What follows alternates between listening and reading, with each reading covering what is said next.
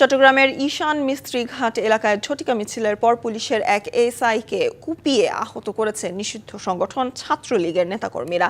সোমবার গভীর রাতে মিছিল বের করলে তাদের ধরতে অভিযান চালানোর সময় এ হামলার ঘটনা ঘটে। পরে 18 জনকে আটক করেছে পুলিশ।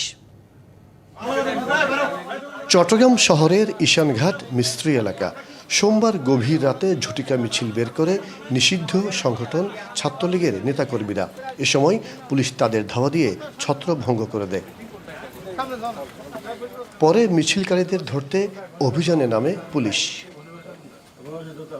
তখন দেশীয় অস্ত্র হাতে পুলিশের উপর হামলা চালানো হয়। কালার এক্সপার্ট, জর্জ স্যাপ এবং মাইল্ড অন হ্যান্ডস টেকনোলজি সমৃদ্ধ অরিক্স ক্রিস্টাল ওয়াশ আপনার আলোপাতাড়ি কুপিয়ে আহত করা হয় বন্দর থানার এসআই আবু সাইদ রানাকে। চাপাতি, কিরিস, তারপর বড় ছোড়ার, তারপর আপনার চাইনিজ কুড়াল, এগুলো নিয়ে মিছিলে ছিল তারা। এবং মিছিলের সময় যারা আমাদের কাছে নিউজ দিয়েছে, তারা মিছিলের সময় তারা এই অস্ত্রগুলো প্রদর্শন করেছে।